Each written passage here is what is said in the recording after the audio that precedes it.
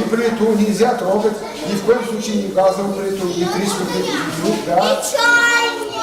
Янгынны су белән генә түгел, җир күбек белән сүндерергә, светофорның утлары нәрсәне аңлата, кайсы вакытта юлны аркылы чыгарга, өйдә ялгыз калганда газ төтен исе сизелсә, нинди номерга шалтыратырга, барысын да беләләр нәниләр.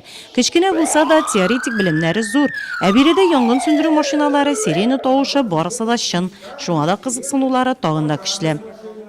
Повторяем загадки. Табышмаклар, мәкаләләр кабатлыйбыз, рәсем бәйгеләре үткәрәбез.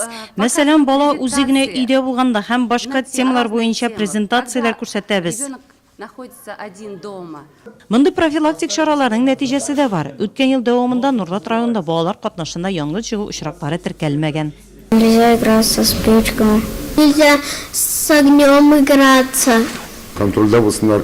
Шулай инде янгын чыгармасыннар. Если янгын чыкса, кая күрсәләр или Россия кылган кешене, чтобы балалар уже кичкенәдән белсеннәр, %1, %2, %3, %4 шушы экстренный телефоннарга ничек пользоваться, что ул телефоннар белән шаярга ярамый икәнен. Бу очрашу Ратничок балалар бакчасы сабыйлары өчен онытылмаслык булды. Нәниләр яхшы белә.